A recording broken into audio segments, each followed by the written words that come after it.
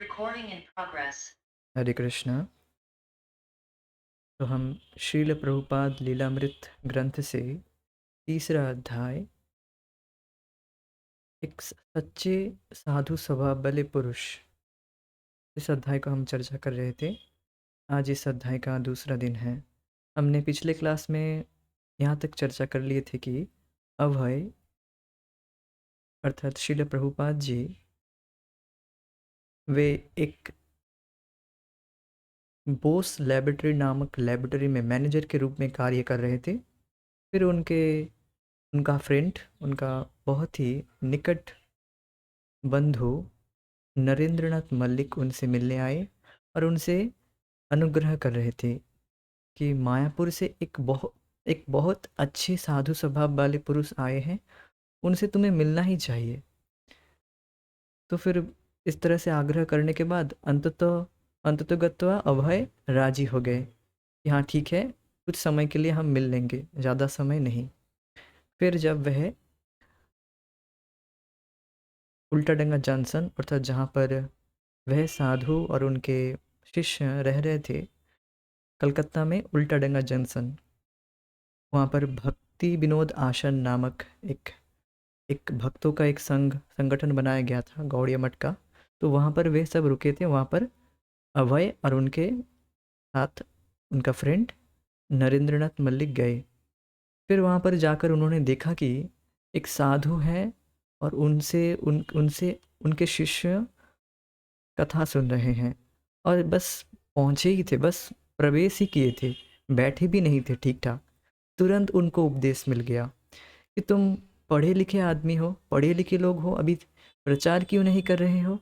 जाओ विश्व भर में प्रचार करो, चैतन्य महाप्रभु के वाणी का प्रचार करो, जाओ। तो वे अपने आप को संभाल नहीं पाए। फिर वह प्रश्न कर बैठे, कौन सुनेगा? कौन चैतन्य महाप्रभु के वाणी को सुनेगा? अभी तो भारत पराधीन है और बच्चा बूढ़ा सभी यही चाहते हैं कि भारत स्वतंत्र हो जाए, भारत स्वतंत्र हो जाए। यही उनकी आध्यात्मिक कल्याण वे सब सोच रहे थे। तो कौन महाप्रभु के वाणी को अपने जीवन में उतारेगा, कौन सुनेगा?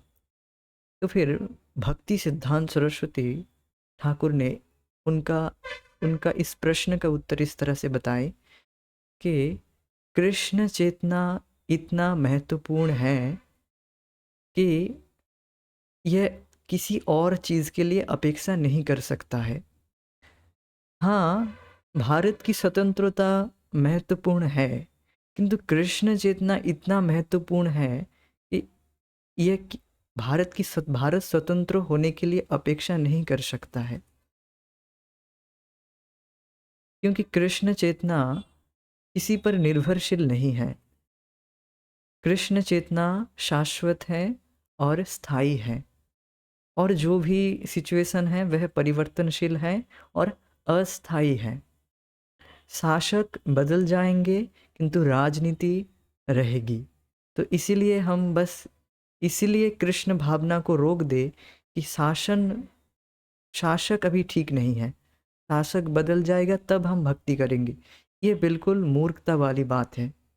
अब आप देख सकते हैं, अपने जीवन में रिलेट कर सकते हैं कि ये हो जाए वो हो जाए फिर हम कृष्ण भावना को अपनाएंगे।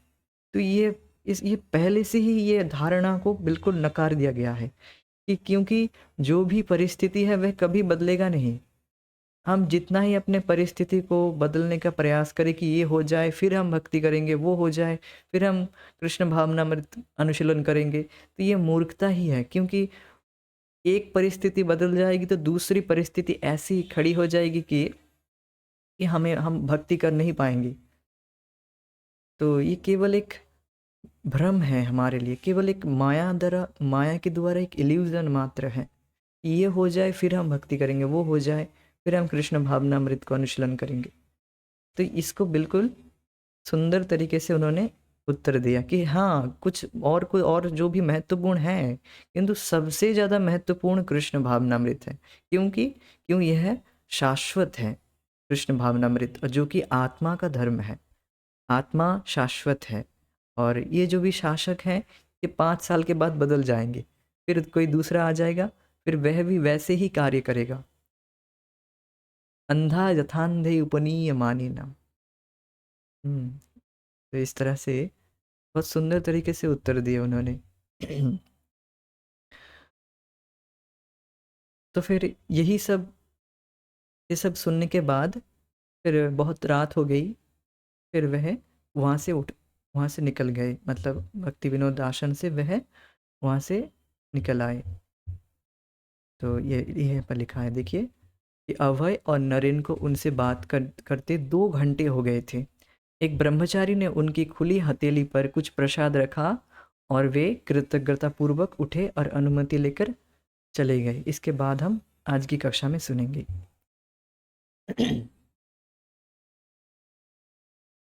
वे सीढ़ी से नीचे उतरकर सड़क पर आ गए। रात अंधेरी थी। इधर उधर बत्तियां जल रही थी और कुछ दुकानें खुली थी। अभय ने बड़े संतोष के साथ उस सब पर विचार किया जिसे उन्होंने अभी सुना था। कृष्ण भक्ति is independent of everything. Krishna भक्ति पूरी तरह से स्वाधीन है। इस और भारत पराधीन है, ये सिचुएशन चेंज हो जाएगा फिर हम भक्ति करेंगे, नहीं। कृष्ण भावनामृत पूरी तरह से स्वाधीन है, स्वतंत्र है, किसी भी चीज़ के लिए रुक नहीं सकती। ये बात हमें ध्यान देना है। चलो, भक्ति सिद्धांत की इस व्याख्या का कि स्वतंत्रता का आंदोलन अस्थाई और अधूरा प्रयोजन है। ठीक है, ये भी प्रयोजन है किंतु अस्थाई है और अधूरा प्रयोजन है। ये प्रयोजन अधूरा है कि हम भक्ति बंद कर दे या कृष्ण भावनामृत को अपनाने में थोड़ा लेट करें। जैसे श्रील प्रभुपाद जी अर्थात अभय चरण दे वे पहले बता रहे थे कि भारत अभी पराधीन है, कैसे हम भक्ति करेंगे, कोई नहीं सुनेगा। तो ये सब अस्थाई सिचुएशन को देखकर हम केवल अपने देह से रिलेशन, देह और गेह, इसमें जितना आत्मबुद्धि होता है व्यक्ति उसी में ग्रसित होता रहता है, उसी में ज़्यादा पड़ा रहता है और देह से ऊपर उठकर व्यक्ति सोच नहीं पाता है। तो वो दृष्टि प्रदान किए भक्ति सिद्धांत प्रभुपाद ने। और एक गुरु का, एक स्पिरिचुअल मास्टर का यही कर्तव्य है कि वह हमें भौतिक चेतना से ऊपर उठाकर आध्यात्मिक चेतना में लाए, कृष्ण चेतना में लाए। यही एक आध्यात्मिक गुरु का कार्य होता है। जब तक आध्यात्मिक गुरु हमारे जीवन में नहीं हम ग्रहण करते या नहीं आते, तब तक हम अपने जीवन में अंधे ही रहते हैं। जीवन का लक्ष्य क्लियर नहीं होता है। अभय पर गहरा प्रभाव पड़ा। उन्होंने अनुभव किया कि वे राष्ट्रवादी कम भक्ति सिद्धांत सरस्वती के अनुयायी अधिक हैं। उन्हें ये विचार भी आया कि अच्छा होता कि यदि उनका विवाह ना हुआ होता। यह महान व्यक्ति उनसे प्रचार करने को कह रहा था, वे तुरंत इसे मान लेते, किंतु उनका विवाह हो चुका था और परिवार का त्याग करना अन्याय होगा।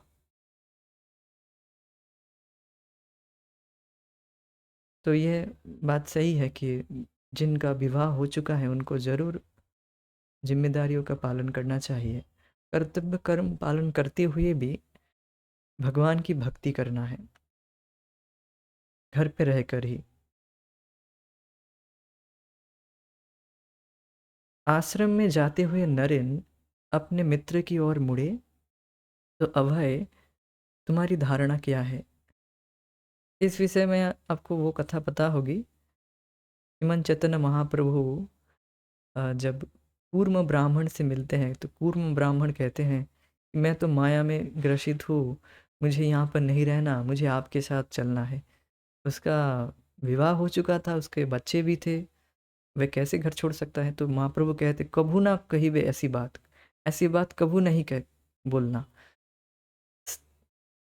जारे देखो तारे कहो कृष्ण उपदेश, আমার আজ্ঞায় গুরু হইয়া তার এই দেশ, কভু না বাড়িবে বিষয়ে তরঙ্গ, পুনরপি ঠাই পাবে मोर संगे। कभी भी तुम्हारी ये विषय वासना तुम्हें परेशान नहीं करेगी। तुम बस सभी को कृष्ण भावनामृत के विषय में बताओ। जितना हमारा अधिकार है उतना ही हमें दूसरों को बताना चाहिए, उससे ज़्यादा नहीं। और एज इट इज़, गुरु परंपरा का ज्ञान एज इट इज़ देने का प्रयास करना है, नहीं से जितना हमारा अधिकार है। तो ये महाप्रभु ऐसे कुर्म ब्राह्मण को बताते। कुर्म ब्राह्मण वे एक गृहस्थी में थे। वे ऐसे कह रहे थे कि मैं घर छोड़ दूंगा, मैं आपके साथ चला जाऊंगा।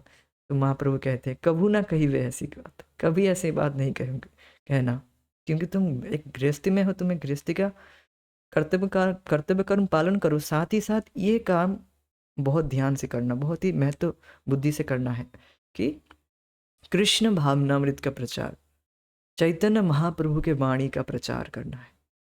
ये अगर हम करते रहेंगे तो हमें कभी भी विषय वासना परेशान नहीं करेगी, जो कि व्यक्ति को सबसे ज़्यादा परेशान किया हुआ है इस जगत में, विषय वासना। अब जो विषय वासना से ऊपर नहीं उठना चाहता है उनके लिए परेशानी नहीं है, परेशानी तो है किंतु वो अभी समझ नहीं पा रहे हैं। जो आध्यात्मिक में प्रगति करना चाहते हैं उनको घर छोड़ने की ज़रूरत नहीं है अगर वह गृहस्थी में है। महाप्रभु कहते हैं ना, गृहे थाको बने थाको, सदा हरि बोले डाको। गृहे थाको, घर पे रहो या वन में रहो, सदा हरि का नाम बोलो और महाप्रभु के वाणी का प्रचार करो। ये बात है। तो आश्रम से जाते हुए नरेन अपने मित्र की ओर मुड़े। तो अभय, तुम्हारी धारणा क्या है? अब आश्रम से जब बाहर आ रहे तो उनके मित्र ने इस तरह से उनसे पूछा, अभय तुम्हारी धारणा अब क्या है? बहुत तो कह रहे थे नहीं जाऊंगा नहीं जाऊंगा, अब धारणा क्या है? उनके विषय में तुम्हारा विचार क्या है? पूछ रहे हैं। वे अद्भुत हैं, अभय ने उत्तर दिया।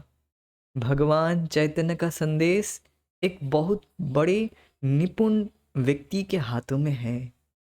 शिल प्रभुपाद अब कह रहे हैं, मैंने तुरंत उन्हें अपना आध्यात्मिक गुरु स्वीकार कर लिया, औपचारिक रूप में नहीं किंतु अपने हृदय में। मैं सोच रहा था कि मेरी भेंट एक बहुत अच्छे साधु स्वभाव वाले पुरुष से हुई है।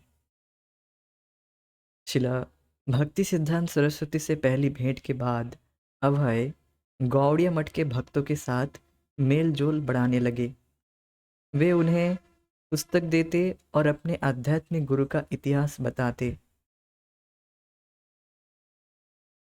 तो यहाँ पर भक्ति सिद्धांत सरस्वती प्रभुपाद के एक शिष्य शिला प्रभुपाद अर्थात अभय चरण दे को उनके विषय में बता रहे हैं। अब हम यहाँ से हम डिफ्लेक्ट कर जाएंगे। डिफ्लेक्ट मीन्स नाउ हम भक्ति सिद्धांत सरस्वती ठाकुर के विषय में हम जानेंगे कि उनके आध्यात्मिक गुरु अर्थात हमारे श्रीला प्रभुपाद जी, ऐसी भक्ति वेदांत स्वामी प्रभुपाद अर्थात उनका नामकरण तब क्या था, अभय चरण दे। उनके जो गुरु महाराज शिला भक्ति सिद्धांत सरस्वती ठाकुर, जिनसे अभी उनकी भेंट हुई थी कुछ ही समय पहले, जिनके द्वारा वे प्रभावित हुए, उनके शिष्य, उनके एक शिष्य से वे अब सुने रहे हैं उनके विषय में। तो हम अब सुनते हैं क्या बात बोल रहे हैं। शिला भक्ति सिद्धांत सरस्वती भक्ति विनोद ठाकुर की 10 संतानों में से एक थे। अब भक्ति विनोद ठाकुर कौन है, फिर प्रश्न आएगा, तो वो भी यहाँ पर बताया गया। भक्ति विनोद ठाकुर स्वयं महाप्रभु चैतन्य की गुरु शिष्य परंपरा में एक महान वैष्णव गुरु थे। यह है भक्ति विनोद ठाकुर। भक्ति विनोद के समय से पहले महाप्रभु चैतन्य के उपदेश ऐसे गुरुओं और संप्रदायों के हाथ में पड़कर धुंधले हो गए थे जो झूठ मूठ अपने को महाप्रभु के अनुयायी बताते थे, किंतु जो उनकी विशुद्ध शिक्षाओं से कई तरह से बहुत दूर हट चुके थे। वैष्णव धर्म की सत्कीर्ति घटने लगी थी, किंतु भक्ति विनोद ठाकुर ने अपने प्रचुर लेखों द्वारा और सरकार में एक उच्च अधिकारी होने के नाते अपनी सामाजिक स्थिति के कारण वैष्णव धर्म की प्रतिष्ठा पुनः की। उन्होंने प्रचारित किया कि महाप्रभु चैतन्य के उपदेश आस्तिकता का सर्वोत्तम रूप है और वे किसी संप्रदाय या धर्म या राष्ट्र विशेष के लिए नहीं, अपितु विश्व की समस्त मानवता के लिए है। उन्होंने भविष्यवाणी की कि महाप्रभु चैतन्य की शिक्षाओं का प्रसार विश्व भर में होगा और यही उनकी मनोकामना थी। तो शिला भक्ति विनोद ठाकुर एक मैजिस्ट्रेट हैं, जो कि सरकारी पद में सबसे बड़ा पद माना जाता है उस समय। जो काम अंग्रेजों को लग जाता था, रात रात भर काम करने के बाद उनको कोई काम हासिल होता था, भक्ति विनोद ठाकुर दोपहर के 3 बजे ही वो सारा काम निपट कर, सारा काम करके घर आ जाते थे। इतने प्रभावशाली है। अंग्रेजों के मतलब पसीने छूट जाते थे जो काम करने में, भक्ति विनोद ठाकुर वो काम दोपहर के 3 बजे करके घर आ जाते थे, इतने प्रभावशाली थे।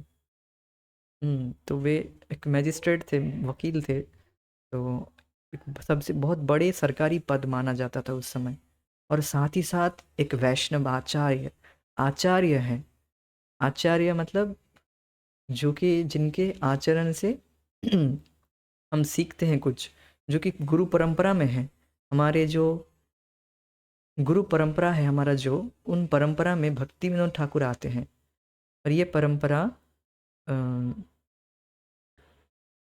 शिक्षा परंपरा कही जाती है इसको, शिक्षा परंपरा। ये परंपरा में भक्ति विनोद ठाकुर आते हैं। भक्ति विनोद ठाकुर के 10 संतान हैं, उनमें से एक हैं भक्ति सिद्धांत सरस्वती प्रभुपाद।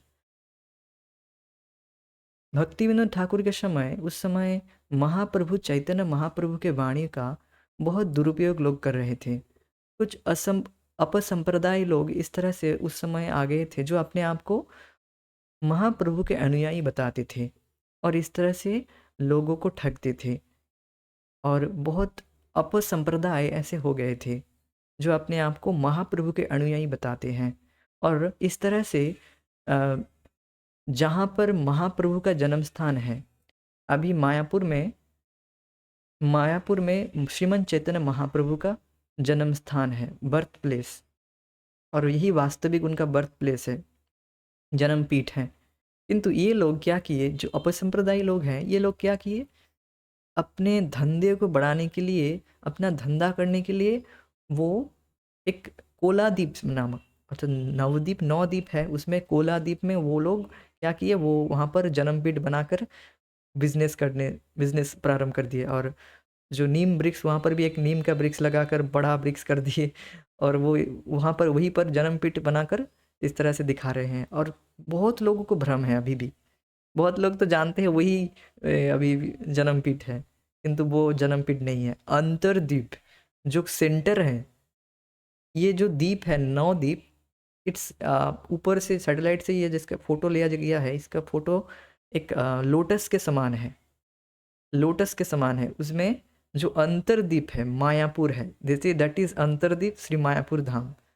नवद्वीप में जो सेंटर पॉइंट है, अंतरद्वीप कहा जाता है मायापुर, वहाँ पर श्रीमन चैतन्य महाप्रभु का जन्म स्थान है। और ये लोग क्या किए, कोलाद्वीप, मतलब नवद्वीप में जो और एक द्वीप है कोलाद्वीप, वहाँ पर एक जन्मपीठ बनाकर इस तरह से धंधा कर रहे थे। तो भक्ति विनोद ठाकुर ने बहुत विद्रोह किया, और प्रामाणिक रूप से और कानून के अनुसार सब कुछ, कागजात सब कुछ दिखाकर, सब कुछ प्रेस करके इन लोगों को हरा दिया। इन लोगों को हरा दिया। हाँ, कोर्ट केस आदि हुआ था, मैंने सुना था वहाँ पर जाकर। तो सब, और हम ये जो जो मेन केंद्र, जो मेन असली जो जन्मपीठ है, वो कोर्ट में जीत भी गया भक्ति विनोद ठाकुर की कृपा से उनके।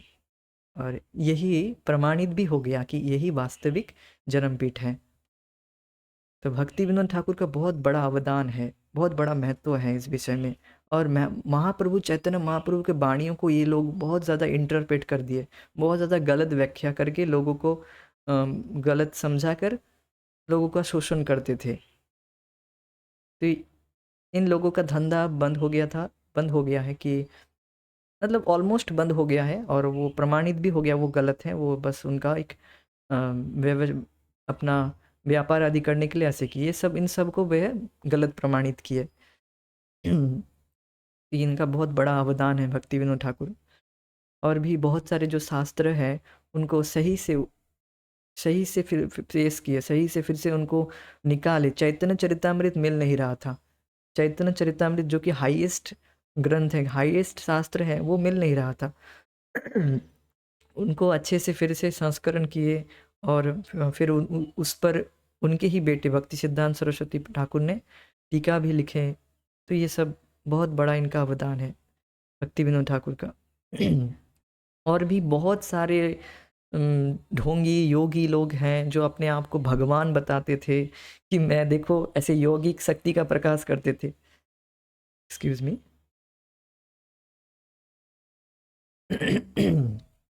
यौगिक शक्ति का प्रकाश मीन्स कुछ यौगिक बल दिखाएंगे, अणिमा लघिमा योग सिद्धि है, ये सब योग सिद्धियां दिखाकर लोग अपने आप को भगवान बताते थे उस समय। तो इन सब का खंडन किए और इन सब को उचित शिक्षा उचित पाठ पढ़ाए। हाँ, ऐसे हुआ था। एक तरफ भागवत को लेकर भागवत धर्म का प्रचार कर रहे थे कि भागवत धर्म यही वास्तविक धर्म है, और जो भी धर्म है वह सब केवल चीटिंग धर्म है, और जो भी धर्म के नाम से चल रहा था वह बिल्कुल कैतब है, कि बिल्कुल धोखाधड़ी चल रहा था। तो उन सबको बिल्कुल समूल से, बिल्कुल मूल से उखाड़ कर फेंक दिए। और ये व्रत लिए थे भक्ति विनोद ठाकुर कि जो भी अपसंप्रदायी है उनको सबको उखाड़ के फेंक दूंगा मैं। तो ये करके भी दिखाए। बहुत पावरफुल आचार्य हैं। जितने भी भजन हम गाते हैं, जितने भी सुबह से लेकर शाम तक संध्या आरती गौर आरती, सब भक्ति विनोद ठाकुर के देन हैं सब कुछ। जितने और रात रात जग कर वे इन सब ग्रंथों को लिखे हैं। बहुत बड़े आचार्य हैं, और उन्हीं के बेटे भक्ति सिद्धांत सरस्वती ठाकुर। हम लास्ट में प्रश्न को ले लेंगे, अभी आप नोट कर लीजिए प्रश्न को। तो ये बात है। तो और संप्रदाय का हाथ पड़कर धुंधले हो गए थे महाप्रभु चैतन्य महाप्रभु के वाणी, तो इन्होंने फिर से उनको ठीक से स्थापित किया। और एक बात यहाँ पर है कि महाप्रभु चैतन्य महाप्रभु के वाणी शिक्षा विश्व भर में प्रसारित होगा। इस बात को उस समय के लोग चीफली ले लिए थे कि हाँ महाप्रभु होंगे, कोई होंगे, बताए होंगे, हाँ ठीक है, कि पृथ्वीते आछे जत नगरादि ग्राम सर्वत्र प्रचार हईवे मोर नाम। चैतन्य महाप्रभु चैतन्य भागवत में यह श्लोक आता है, अंतलीला 4.126 14। अब देख लीजिएगा कि वहाँ पर है कि पृथ्वी ये भविष्यवाणी हो गई थी कि पृथ्वी में जितने नगर गांव हैं कस्बे हैं वहाँ पर चैतन्य महाप्रभु के जो वाणी है हरे कृष्ण महामंत्र का प्रचार होगा। इस भविष्यवाणी हुई थी, और ये भविष्यवाणी को लोग चीफली ले रहे थे। और भक्ति विनोद ठाकुर ने नहीं बोला, नहीं ये भविष्यवाणी हुई है मतलब होगा ही, होगा ही, विश्व भर में प्रचार होगा ही। ये बात है। और उस प्रचार के लिए ही भक्ति विनोद ठाकुर जगन्नाथ जी से प्रार्थना करते रहे कि मुझे एक ऐसा बेटा चाहिए जो मुझे सहायक मदद करे इस प्रचार कार्य में। महाप्रभु के वाणी का प्रचार करने के लिए मुझे एक ऐसा बेटा चाहिए, ऐसा व्यक्ति चाहिए जो मुझे प्रचार करने के लिए मदद कर सके। फिर विमल प्रसाद अर्थात भक्ति सिद्धांत ठाकुर है, उनका जन्म होता है। अब देखिए, सुनेंगे। महाप्रभु चैतन्य द्वारा प्रचारित धर्म विश्व भर के लिए है, केवल कुछ लोगों के लिए नहीं।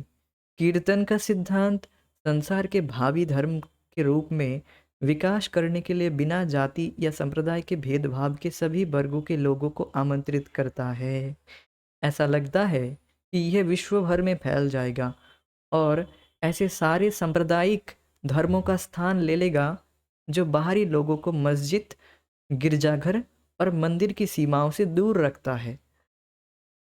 इस संकीर्तन आंदोलन में सभी का स्वागत है, चाहे वह म्लेच्छ हो, चाहे वह किसी भी संप्रदाय से क्यों ना हो, चाहे वह कहीं से भी क्यों ना हो, वह सब संकीर्तन आंदोलन में शामिल हो सकता है। आप सभी को पता होगा कि पुरी में केवल हिंदू अलाउड है, केवल हिंदू लोग ही जगन्नाथपुरी के मंदिर में प्रवेश कर सकते हैं और बाहर के लोग वहाँ पर प्रवेश नहीं कर सकते हैं। तो एक रुकावट, एक सीमा है ना। तो संकीर्तन आंदोलन में श्रील प्रभुपाद जी ने जो संकीर्तन आंदोलन को फैलाया है, इस आंदोलन में सभी का स्वागत है, सभी लोग आ सकते हैं। कोई भी किसी भी जाति का हो, किसी भी वर्ण का हो, वह संकीर्तन आंदोलन में शामिल हो सकता है। तो यह है ना पूरे मानव संप्रदाय के लिए, पूरे मानव जाति के लिए। महाप्रभु चैतन्य का आगमन केवल भारत के कुछ लोगों के लिए, कुछ लोगों के उद्धार के लिए नहीं हुआ, वरन उनका मुख्य उद्देश्य विश्व के सभी देशों के सभी प्राणियों का उद्धार करना और शाश्वत धर्म का प्रचार करना था। भागवत धर्म, शाश्वत धर्म का प्रचार करना था। चैतन्य भागवत में महाप्रभु चैतन्य महाप्रभु कहते हैं, मेरे नाम का ज्ञान हर कस्बे, देश और गांव में होगा। इस निर्विवाद आदेश का निस्संदेह पालन होगा। यद्यपि अभी तक कोई विशुद्ध वैष्णव समाज अस्तित्व में नहीं आया है, तो भी महाप्रभु चैतन्य की भविष्यवाणी कुछ ही दिनों में सत्य सिद्ध होगी, ऐसा मुझे विश्वास है। किनका विश्वास है? भक्ति विनोद ठाकुर का विश्वास है। ऐसा उनका प्रबल विश्वास है, इसीलिए ना वे इतना प्रबल तरीके से, कठोरता से प्रचार कर रहे हैं। और वे चाहते हैं कि इस तरह से इस भविष्यवाणी को हम गंभीरता से ले और इस प्रचार कार्य में हम भी भाग लें। प्रचार तो होगा ही, वो भविष्यवाणी हो चुकी है, बस हम अगर भाग ले लेंगे तो हमारा भी उद्धार हो जाएगा। हम प्रचार नहीं करने वाले हैं, प्रचार होगा ही। महाप्रभु भगवान जो भविष्यवाणी कर चुके हैं वो होगा ही, भगवान कैसे ना कैसे प्रचार करवाएंगे ही। अब बस हम अगर उस बहती गंगा में हम भी चले जाएंगे तो हमारा भी उद्धार हो जाएगा। ये बात है। ये बात समझाने के लिए भक्ति विनोद ठाकुर हम सब बता रहे हैं हमें। तो ऐसा मुझे विश्वास है। क्यों नहीं?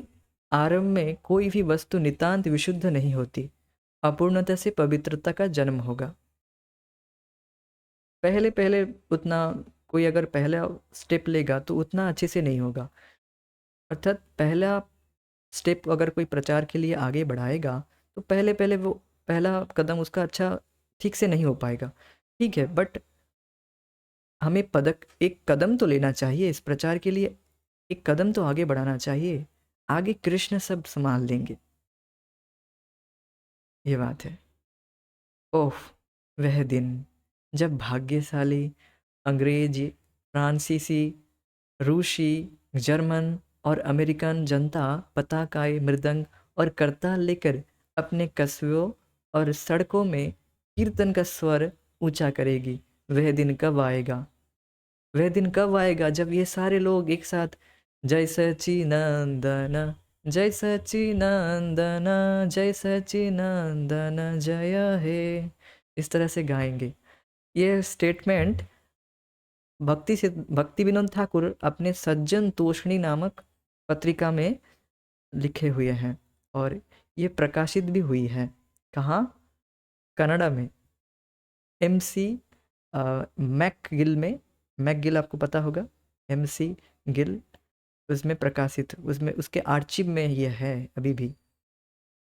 सन 1882 में, 1885 में ये प्रकाशित हुआ था।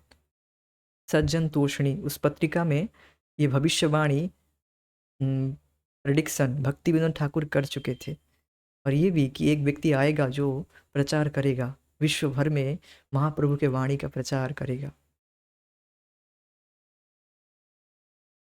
एक प्रमुख न्यायाधीश होने के नाते भक्ति विनोद ठाकुर जिम्मेदार सरकारी अधिकारी थे।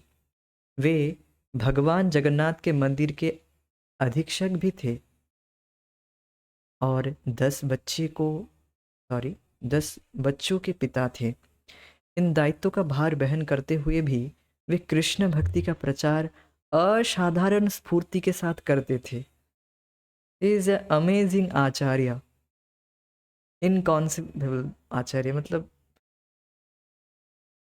इतने बड़े अधिकारी थे, साथ ही साथ 10 बच्चे के पिता, साथ ही साथ कृष्ण भावनामृत का प्रचार। समझ रहे कितना बड़ा दायित्व लिए है। शाम को ऑफिस से घर आने पर वे भोजन करते और 8 बजे से आधी रात तक सोते,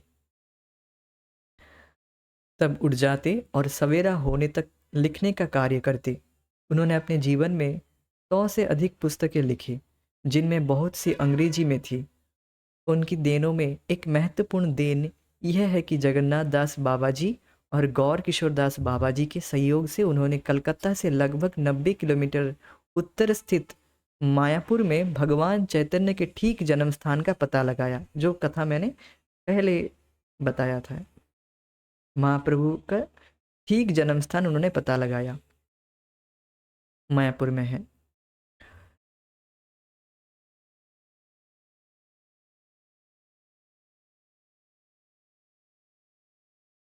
तो इस विषय में एक थोड़ी बात कहना चाहूँगा।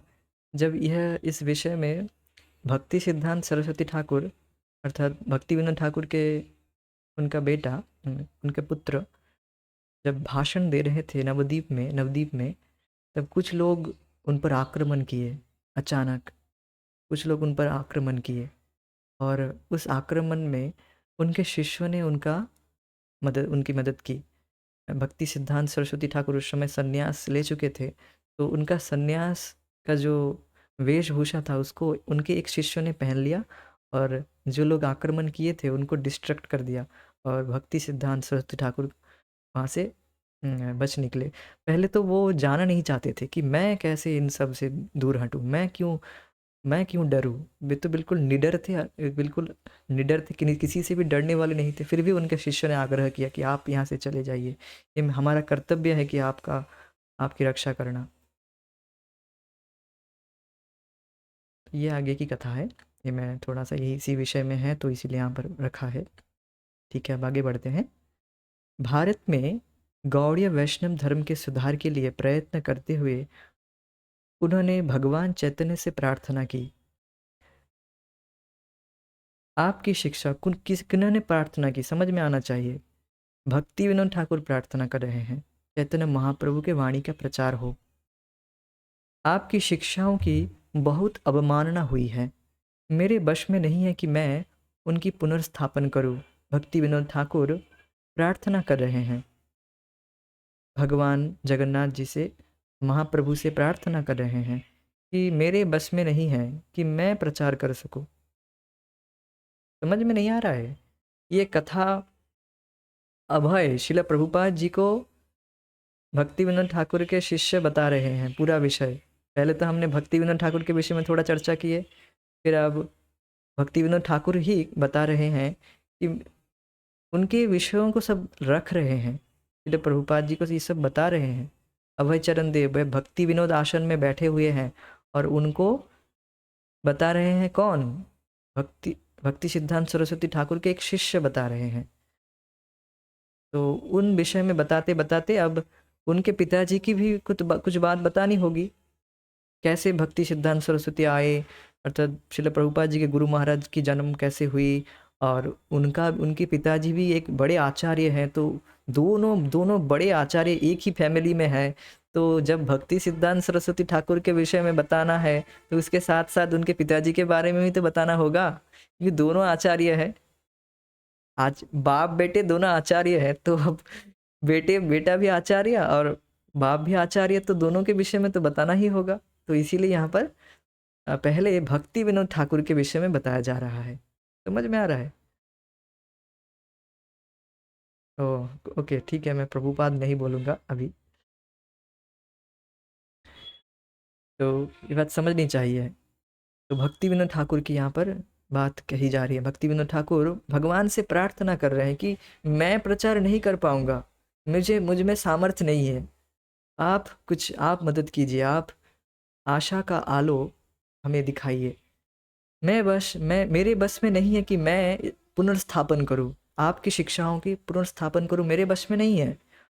और उन्होंने एक पुत्र के लिए प्रार्थना की, जो उनके प्रचार कार्य में उनकी सहायता कर सके।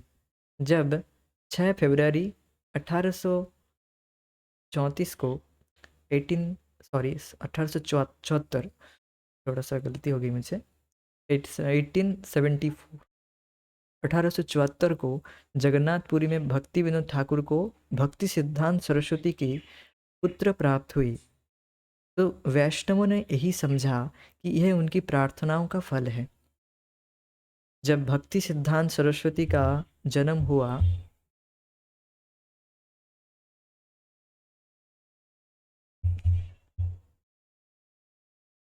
एक मिनट, जन्म हुआ तो उनकी नाभि नाड़ी ब्राह्मण द्वारा धारण किए जाने वाले यज्ञ पवित्र की तरह गले से लिपटी हुई और छाती पर फैली हुई थी। उनके माँ बाप ने उनका नाम बिमल प्रसाद रखा। तो ये बात बहुत स्ट्रेंज है ना। जब भक्ति सिद्धांत सरस्वती ठाकुर का जन्म हुआ तो उनकी नाभि नाड़ी एम्बेलिकल कॉर्ड ब्राह्मण द्वारा धारण किए जाने वाले योग्य पवित्र की तरह ही गले से लिपटी हुई और छाती पर फैली हुई थी। उनके माँ बाप ने उनका नाम रखा बिमल प्रसाद। क्योंकि प्रसाद के रूप में बिमला देवी विख्यात है, उन्होंने ही पहले प्रसाद को जगत में लाए हैं, बिमला देवी। और भक्ति विनोद ठाकुर के बेटे भक्ति सिद्धांत ठाकुर हुए, जो कि भगवान कृष्ण के ही प्रसाद के रूप में आए हैं, तो इसलिए उनका नाम रख दिया गया बिमल प्रसाद।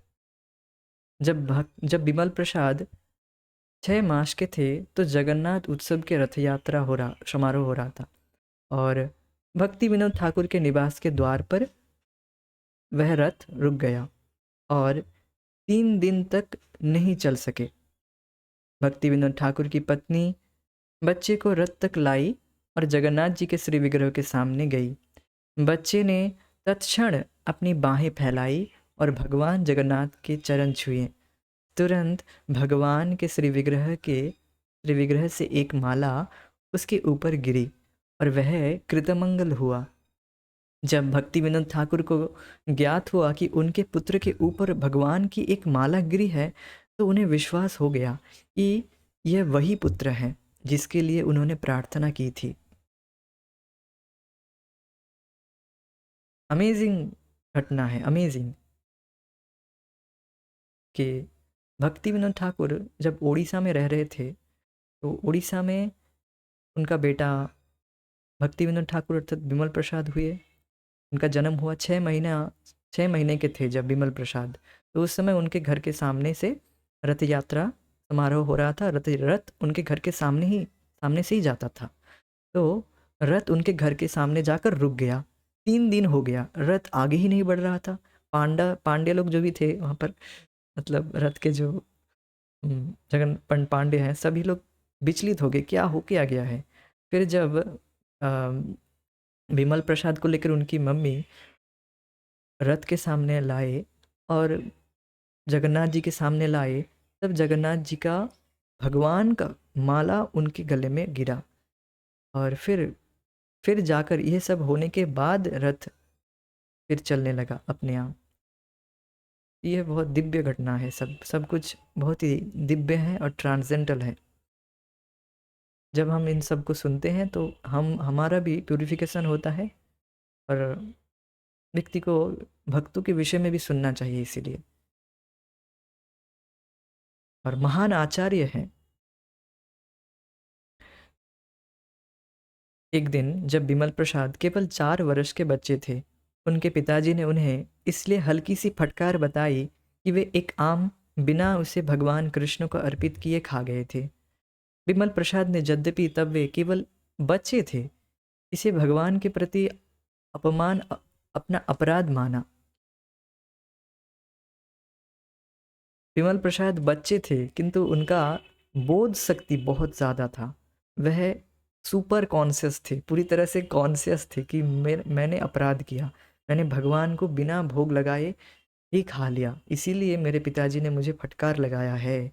उनका आत्मबुद्धि इतने ही उम्र में उनका आत्मबुद्धि जग गया था, और इसीलिए वह सौगंध लिए कि मैं अब कभी भी आम नहीं खाऊंगा। That is inconceivable. और उन्होंने फिर कभी भी आम ना खाने की सौगंध ले ली। इस सौगंध का निर्वाह उन्होंने आजीवन किया। It is amazing. 7 वर्ष की अवस्था होने तक विमल को सारी भगवत गीता कंठस्थ हो गई थी, और वे उसके श्लोकों की व्याख्या भी कर सकते थे। विथ टीका, टीका समेत वे व्याख्या भी कर सकते थे, श्लोक भी उनको कंठस्थ हो गया था, 700 श्लोक। तब उनके पिता वैष्णव पत्रिका सज्जन तोषणी, जिसके विषय में मैंने बताया था पहले, सज्जन तोषणी के प्रकाशन के साथ साथ उन्हें मुद्रण और प्रूफ रीडिंग का प्रशिक्षण भी देने लगे। पिता के साथ उन्होंने बहुत से तीर्थ स्थानों की यात्रा की और वहाँ के विद्वान पंडितों के प्रवचन सुने। छात्र के रूप में बिमल को पाठ्य पुस्तकों के स्थान पर अपने पिता की लिखी पुस्तकें पढ़ना अधिक पसंद था। 25 वर्ष की अवस्था प्राप्त करने तक वे संस्कृत, गणित और खगोल विज्ञान में निष्णात हो गए थे। ज्योतिष विज्ञान में भी बिल्कुल निष्णात हो गए थे, और पत्रिकाओं में कई लेख और एक पुस्तक सूर्य सिद्धांत लिखने वाले लेखक तथा प्रकाशक के रूप में उनकी प्रसिद्धि हो गई थी। सूर्य सिद्धांत नामक पुस्तक में प्रदर्शित विद्वत्ता के कारण वे सिद्धांत सरस्वती की उपाधि से भूषित हुए।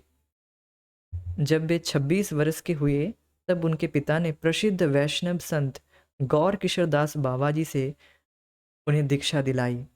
बाबा जी ने उन्हें अन्य कार्यों को छोड़कर परम सत्य के प्रचार की सलाह दी। गौर किशोर दास बाबा जी का आशीर्वाद प्राप्त कर विमल प्रसाद ने, जिनका नाम अब सिद्धांत सरस्वती हो गया था, अपने मन, शरीर और वाणी को भगवान कृष्ण की सेवा में अर्पित करने का निश्चय किया।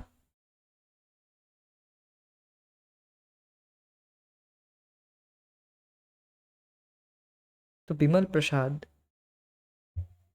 जब मात्र 25 साल के हुए तब वह इन सारे शास्त्रों, सभी शास्त्र ग्रंथों के समय सहित गणित और खगोल विज्ञान, एस्ट्रोनॉमी, इन सब में निष्णात हो गए थे, बिल्कुल पारंगत हो गए थे।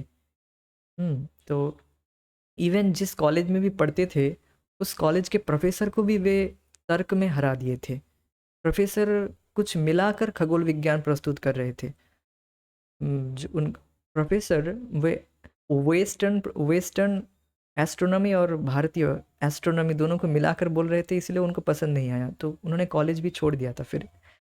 और वे इतने निष्णात हो गए थे कि कॉलेज के प्रोफेसरों को भी हरा देते थे बहुत ज़्यादा, और बड़े बड़े विद्वान उनके सामने नहीं टिक पाते थे। जो भी गलत सिद्धांत प्रस्तुत करते थे उनका सिद्धांत शास्त्र से प्रमाण के साथ वो काट देते थे। तो इसलिए वह सिद्धांत में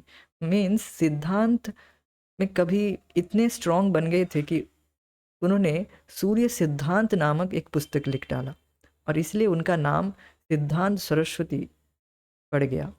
सरस्वती मीन्स जो बहुत ज़्यादा विद्वान हो, पुरुष हो, और सिद्धांत मीन्स जो सिद्धांत में अटल हो, तो इसलिए उनका नाम सिद्धांत सरस्वती हुआ। और फिर इसके बाद उनके पिताजी उनको बोले कि आप तुम गौर किशोरदास बाबा जी से तुम्हें दीक्षा लेनी है। अब देखो तुम्हारा तब क्या हुआ, विमल प्रसाद अर्थात जो आगे जाकर भक्ति सिद्धांत ठाकुर होंगे, वे अपने पिताजी से बोले कि मेरा मन बहुत चंचल हो रहा है, मैं इतना शास्त्र में पारंगत हो गया हूँ, इतना ज्ञान, इतना विद्वता होने के बाद भी मेरा मन संतुष्ट नहीं है, मैं संतुष्टि मुझे नहीं मिल रही है, क्यों? फिर उन्होंने सब बोला कि उनके पिताजी ने बोले कि तुम गौर किशोर दास बाबा जी से तुम दीक्षा प्राप्त करो और महाप्रभु के वाणी का प्रचार कार्य में तुम लग जाओ, तभी तुम्हारा तुम्हारा जो मन विचलित हो रहा है वो फिर हो पाएगा। इतना विद्वान होने के बाद भी कोई अगर कहे कि हमारा मन अभी भी विचलित हो रहा है, तो वास्तव में हमें ये शिक्षा लेनी चाहिए।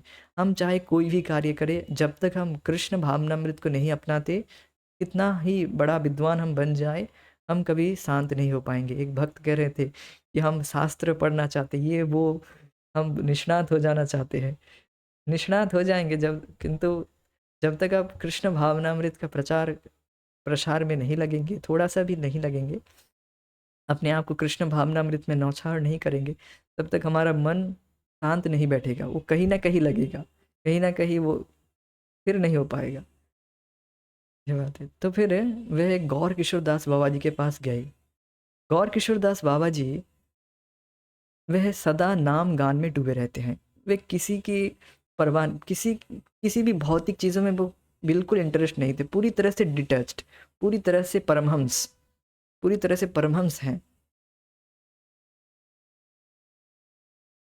जी बिल्कुल, भक्ति शास्त्र पढ़ना है, भक्ति शास्त्र ग्रंथ बिल्कुल पढ़ना है, अलग और बाकी चीज़ नहीं करना है, भक्ति शास्त्र में निष्णात होना है। कि साथ ही साथ ऐसा ही नहीं केवल उनको प्रचार भी करना है, जानना है, दूसरों को बताना भी है, इस इंटेंशन से कृष्ण भावनामृत का प्रचार प्रसार के लिए जितना आवश्यक है, जितना ज्ञान आवश्यक है, वह ज्ञान नहीं है, वह भक्ति है। और तथाकथित बस हम बहुत शास्त्र में निष्णात होंगे तो वो उस व्यक्ति संतुष्ट नहीं हो पाएगा। जैसे वेद व्यास देव जी भी इतने ग्रंथ लिख लिए थे, बहुत सारे ग्रंथ लिखने के बाद भी वे संतुष्ट नहीं हुए थे। क्यों? क्योंकि वह भगवान कृष्ण के लीला गान नहीं किए थे। भगवान कृष्ण तो श्रीमद् भागवत का रचना किए उनके गुरु के आदेश पर, तब जाकर वह संतुष्टि का अनुभव किए। Means we have to take shelter of spiritual master, then we will become happy and our mind will be peaceful। हम, मेरा तो ये खुद का अनुभव है। मेरा मन, मैं तो भक्ति कर रहा था बट मन उतना स्टेबल नहीं था, बट जब से मैं स्पिरिचुअल मास्टर के अंडर में आया, तब जाकर मेरा मन बहुत शांत हो गया है। और मैं ऐसा फील करता हूँ कि आई एम नाउ शेल्टर्ड, मतलब एक आ, आश्रय का अनुभव करता हूँ कि हाँ, मैं किसी के अंडर में हूँ, मैं सुरक्षित महसूस करता हूँ। और तब जब तक हम आध्यात्मिक गुरु के छत्रछाया में नहीं रहते हैं, तब तक हमारा मन विचलित रहता है। ये बात कहने के लिए मैं ये बात पुट किया यहाँ पर कि मैं इसीलिए कह रहा था कि हम भक्ति शास्त्र खुद से पढ़ ले, बहुत निष्णात हो जाए, किंतु हम आध्यात्मिक गुरु के शरण में जब तक नहीं आते, तब तक हमारा मन शांत नहीं होगा। ये बात एक भक्त ने, एक बहुत वरिष्ठ भक्त ने भी मुझे बताया कि जब तक तुम स्पिरिचुअल मास्टर नहीं ग्रहण करते, तुम चाहे कितना ही शास्त्र ग्रंथ पढ़ लो, कितना ही निष्णात क्यों ना हो जाओ, तब तक तुम्हारा मन शांत नहीं होगा। तो यदि ये यही बात है सच में। तो फिर जब वह गौर किशोर दास बाबा जी के पास गए, तो उन्होंने उनको प्रत्याख्यान कर दिया कि नहीं, हम दीक्षा नहीं देते, हम योग्य नहीं हैं, हम गुरु बनने के योग्य नहीं हैं, हम क्या दीक्षा देंगे। इस तरह से 21 बार से ज़्यादा भी उनको रिजेक्ट कर दिए, बहुत बार रिजेक्ट कर दिए, नहीं दीक्षा देंगे, नहीं दीक्षा देंगे। तो फिर इतने रिजेक्शन के बाद भी फिर अंत में आकर इस तरह से बोल रहे थे कि हाँ, थोड़ा सा कथा को बताते हैं, थोड़ा सा एम्फेसाइज करता हूँ इस विषय को। तो उन गौर किशोर दास बाबा जी के पास गए, भक्त विमल प्रसाद गए और कि बोले कि हमें दीक्षा चाहिए, हमें जगत की कोई स्प्रिया नहीं है, बस हम आपके शरण में हैं, आप हमें मंत्र दीजिए और हम आप ही हमारे एकमात्र गुरु हैं। आपको ही मैंने अपने जीवन में गुरु के रूप में धारण किया है और किसी को नहीं। तो ठीक है, तो बोले हाँ ठीक है, मैं कृष्ण से बोलूँगा कि मैं गुरु बनने के योग्य हूँ या फिर मुझे शिष्य के रूप में ग्रहण करना चाहिए कि नहीं, मैं कृष्ण से पूछूंगा, फिर तुम्हें बताऊंगा, आज चले जाओ। तो फिर चले गए। फिर एक दिन आए, पूछे भगवान क्या बोले, भगवान कृष्ण क्या बोले, तो फिर गौर किशोरदास बाबा जी बोलते भूल गया। भूल गए तो फिर अभी पूछ लो ना। बोलते हैं पूछ लिया। क्या क्या पूछा कि मैं योग्य नहीं हूँ। तुम्हें मैं अभी दीक्षा देने के लिए योग्य नहीं हूँ। इस तरह से करके टाल देते थे। और कभी आओ, अभी नहीं, बाद में आओ, तो इस तरह से करके बार बार रिजेक्ट कर देते थे। अंत में जाकर एक बार, बहुत बहुत इस तरह से बहुत बार रिजेक्शन के बाद आए, लास्ट में अंत में वह उनको स्वीकार कर लिए, कि वह देख लिए कि इनका डिटर्मिनेशन कितना है। तो ये परीक्षा लेते हैं गुरु और शिष्य दोनों ही, एक दूसरे को परीक्षा करते हैं कि स्पिरिचुअल मास्टर का भी परीक्षा लेना चाहिए कि हाँ गुरु, हम किसी वास्तविक गुरु से दीक्षा ले रहे हैं कि नहीं, वो देखना चाहिए। और गुरु जी भी शिष्य का अ, परीक्षा लेते हैं। दोनों तरफ परीक्षा होती है।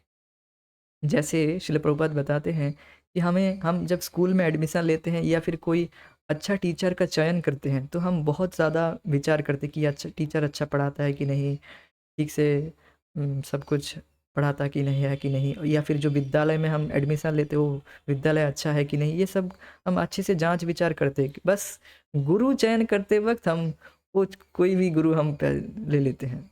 ऐसे नहीं, ऐसा नहीं करना चाहिए। गुरु घंटा को स्वीकार नहीं करना चाहिए जिसका खुद का ही चाय नहीं छूटता है। ऐसा हमारा बिल्कुल खुद का एक्सपीरियंस है कि हमारे घर में भी ऐसे लोग, ऐसे कुछ गुरु आए थे और आए, दीक्षा दिए, मतलब दीक्षा मीन्स कुछ मंत्र बोले, हाँ कृष्ण मंत्र ही दिए थे वो, भाग्यवश। वो कहे थे कि जो मन में आए वो खाओ, जो मन में कर आए वो करो, तुम्हारा मन जा जो करे वो करो, कोई कोई रेस्ट्रिक्शन नहीं। तो ये वास्तव में नहीं है, मतलब नहीं है।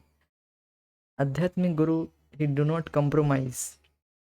जो डॉक्टर, जो सद वैद्य हैं, वह कभी परहेज के लिए कॉम्प्रोमाइज़ नहीं करेगा। वह परहेज भी बताएगा, साथ ही साथ दवा भी देगा। जो मन में है वो खाओ और हमारे पास आते रहो, ऐसा नहीं है। तो ये हमें देख लेना चाहिए, ये बात है। भगवान कृष्ण की सेवा में अर्पित करना है निश्चय किया। अपने मन, वाणी और तन, मन और वाणी को कर्मणा मनसा वाचा।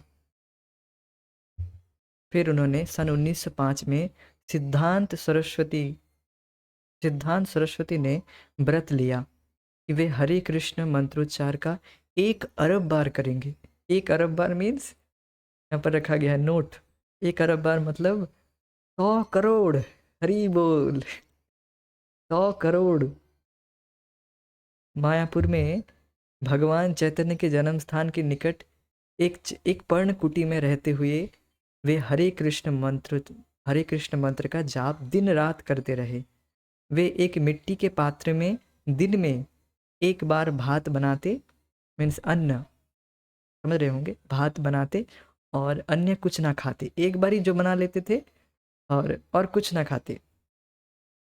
वे जमीन पर सोते और जब फूस की छत से वर्षा का जल नीचे टपकता, तब भी वे एक छाते के नीचे बैठकर मंत्रोच्चार में लीन रहते। इस तरह से 1 अरब बार नाम जप किए। 1 अरब बार मतलब समझ रहे हैं कि 1 बिलियन टाइम्स, 100 करोड़। ऑलमोस्ट 10 से 12 साल ऐसे साधना किए यही पास में महाप्रभु के जन्म स्थान, वहाँ पर पर्ण कुटीर बनाकर वे भजन किए। तो मायापुर में भगवान चैतन्य के जन्म स्थल के निकट एक पर्ण कुटीर में रहते हुए वे हरे कृष्ण मंत्रों का जाप दिन रात करते थे।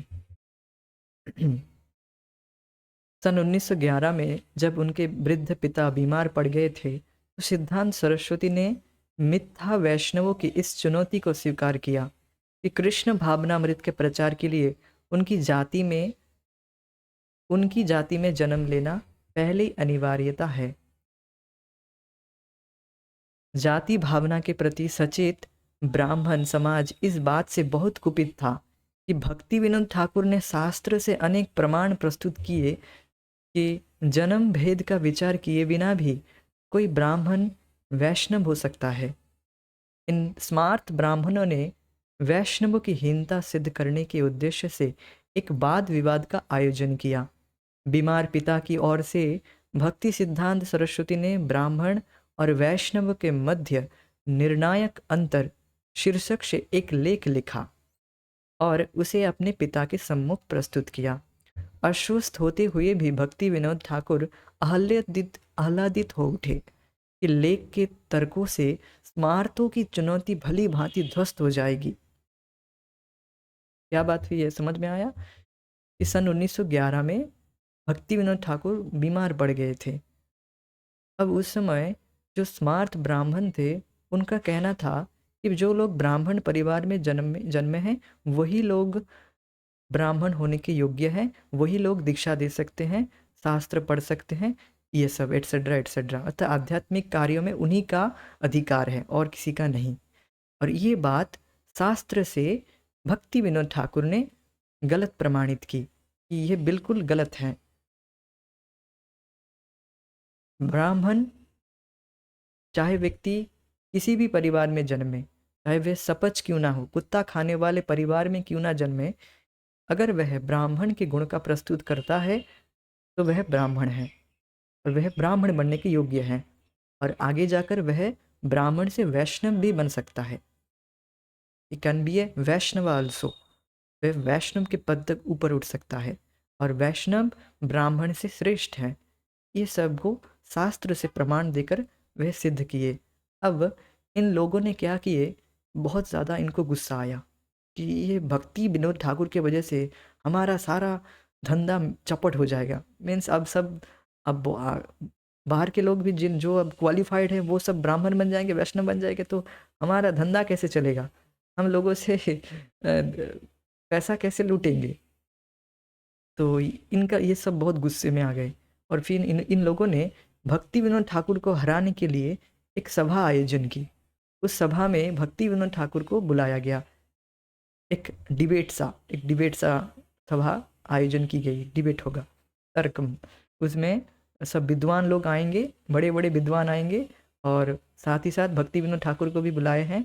और सभा का टॉपिक यह है कि ब्राह्मण श्रेष्ठ या वैष्णव श्रेष्ठ। तो इस विषय में तर्क होगा। अब भक्ति विनोद ठाकुर बीमार पड़ गए उस समय। अब उनको चिंता हो गई, अब कौन जाएगा, क्या होगा। अब मैं अगर नहीं, मुझे तो जाना ही होगा। फिर भी वह फिर किया, मैं चाहे बीमार कितना भी हूँ मुझे जाना ही है। फिर उनके बेटे अर्थात भक्ति सिद्धांत सरस्वती ठाकुर वे बोले कि मैं जाऊँगा, मैं आपके परिवर्तन में मैं जाऊँगा, मैं उनसे लड़ूंगा। तो वे केवल और वे एक लेख भी दिखाए कि मैं ऐसे अपने भाषण को प्रस्तुत करूंगा। उस विषय में लेख भी उन्होंने अपने पिताजी को दिखाए। उस लेख का नाम क्या है? ब्राह्मण और वैष्णव के मध्य निर्णायक अंतर क्या है, क्या अंतर क्या है, इसको लेख के द्वारा प्रस्तुत किया। और वे आह्लादित हो उठे उनके बेटे के लेख को देखकर।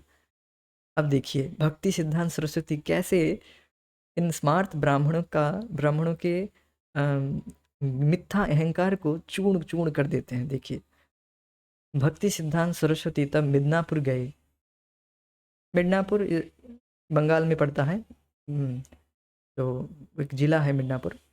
तो वहाँ पर ये सब स्मार्त ब्राह्मण एक सभा आयोजन की, वहाँ पर गए भक्ति सिद्धांत सरस्वती ठाकुर, जहाँ देश भर के पंडित 3 दिवसीय वाद विवाद के लिए इकट्ठे हुए थे। कुछ स्मार्त पंडितों का, जो बोलने वालों में पहले थे, दावा था कि शूद्र परिवार में जन्म लेने वाला व्यक्ति चाहे उसकी दीक्षा आध्यात्मिक गुरु से ही क्यों ना हो, कभी पवित्र नहीं बन सकता और श्री विग्रह की पूजा करने या शिष्यों की दीक्षा देने का ब्राह्मण का कार्य नहीं कर सकता। क्या क्या नहीं कर सकता है? आध्यात्मिक गुरु नहीं बन सकता है, पवित्र नहीं हो सकता है, श्री विग्रह की पूजा नहीं कर सकता है, शिष्य नहीं बना सकता है। मतलब मीन्स कोई भी आध्यात्मिक कार्य नहीं कर सकता अगर वह शूद्र परिवार में जन्मा है। इनका आर्गुमेंट था ऐसा। ब्राह्मण का कार्य नहीं कर सकता। अंत में सिद्धांत सरस्वती ने अपना भाषण दिया। ये सब लोग बोल लिए, अब अंत में आए इन सबको उड़ाने के लिए। सिद्धांत सरस्वती अपना भाषण दिया। उन्होंने वेदों के हवाले से ब्राह्मणों का गौरव गान करते हुए अपना भाषण आरंभ किया। तो ये एक रिप्रेजेंटेटिव फोटो है कि यहाँ पर सब विद्वान लोग बैठे हुए हैं, उनमें अब अंत में भक्ति सिद्धांत सरस्वती उठे और भाषण देना प्रारंभ किए।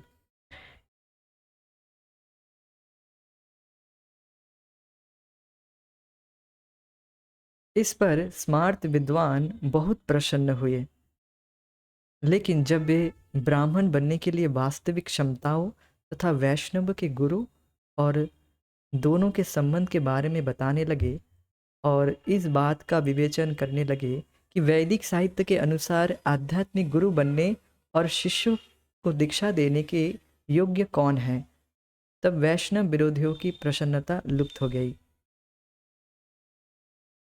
तो समझ में आया क्या बात है। लेकिन जब वे ब्राह्मणों के विषय में पहले तो वे ब्राह्मणों का गुणगान करते रहे कि कन्याकुमारी से, हिमालय से लेकर कन्याकुमारी तक, ये जो हमारा भारत भूमि है ये पुण्य भूमि है, ये आध्यात्मिक क्षेत्र है। और इस आध्यात्मिक क्षेत्र का पथ प्रदर्शक, मार्गदर्शक है ब्राह्मण।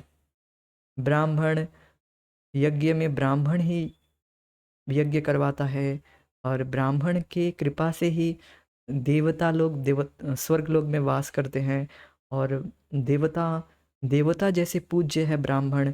इवन भगवान श्री कृष्ण भी ब्राह्मणों का पूजन करते हैं। गो ब्राह्मण हिताय च, ये सब बताकर पहले तो ब्राह्मणों को बहुत ऊपर, मतलब बहुत ज़्यादा पंप कर दिया ब्राह्मणों को। वाह वाह, ये तो हमारा ही गुणगान कर रहा है। फिर अब बोलने लगे, परंतु वैष्णव ब्राह्मणों से अलग हैं। वैष्णव दिव्य गुण संपन्न हैं।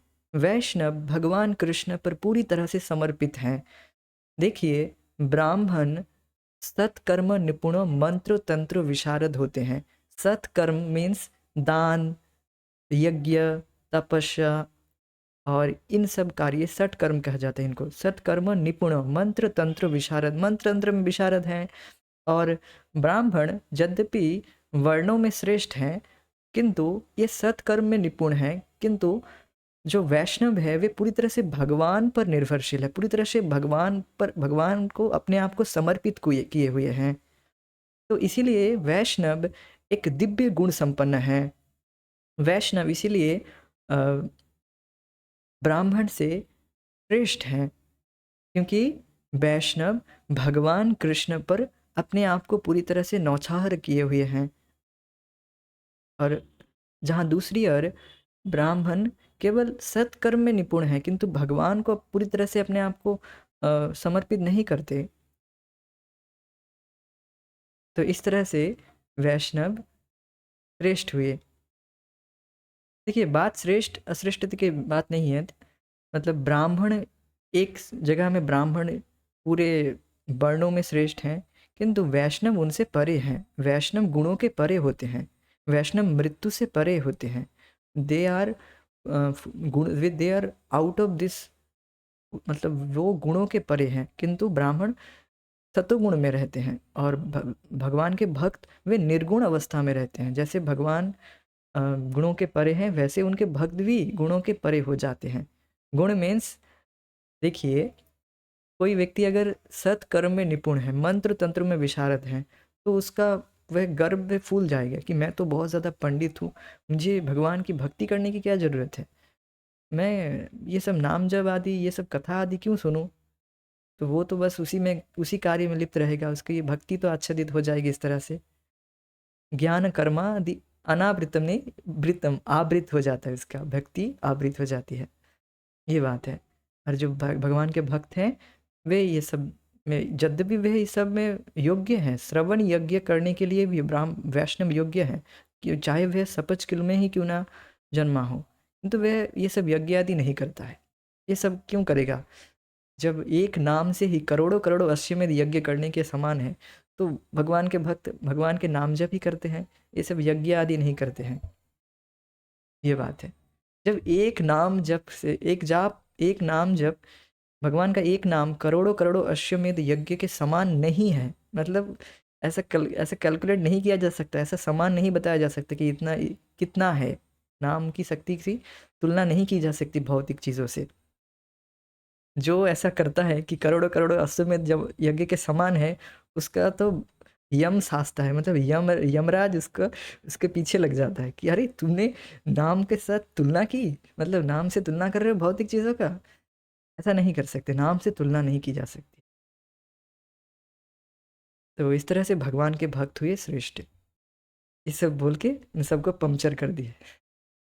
तो अंत में भक्ति सिद्धांत सरस्वती ने शास्त्रों से यह भली भांति प्रमाणित कर दिया कि यदि कोई शूद्र के रूप में जन्म लेता है लेकिन वह ब्राह्मण के गुण प्रदर्शित करता है, तो उसके शूद्र जन्म के बावजूद उसका ब्राह्मण के रूप में सम्मान होना चाहिए। और यदि कोई ब्राह्मण परिवार में जन्म लेता है किंतु शूद्र की तरह आचरण करता है, तो वह ब्राह्मण नहीं है, तो वह ब्राह्मण होने के योग्य नहीं है।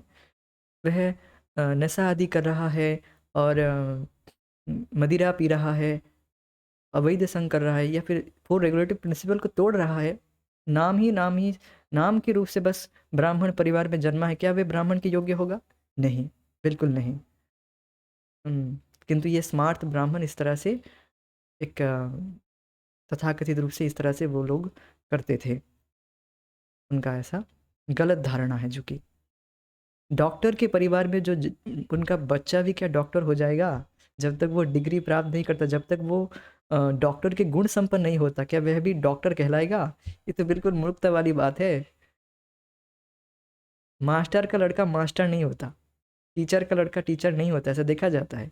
उसे पढ़ाई करना होता है, योग्यता प्राप्त करनी होती है, फिर जाकर वह भी अपने बाप की तरह टीचर बन सकता है। योग्य नहीं बनकर अर्थात गुण नहीं प्राप्त करके कोई उस पद तक नहीं पहुंच सकता है। और जो भगवान के भक्ति करता है उसमें यस्यास्ति भक्ति भगवती अकिंचना सर्वे गुणस्तत्र समाशतेश्वरा। और जो भगवान के भक्त हैं उसमें देवता सहित भगवान के गुण विराज करते, सारे गुण उसमें आ जाते हैं। अभी गुण नहीं है किंतु भक्ति में लगा हुआ है, उसमें सारे गुण आ जाएंगे ऑटोमेटिक।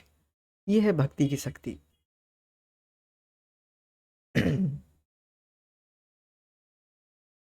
तो उनके भाषण के बाद सिद्धांत सरस्वती को सभा के अध्यक्ष ने बधाई दी और उनकी चारों ओर हजारों लोग इकट्ठे हो गए।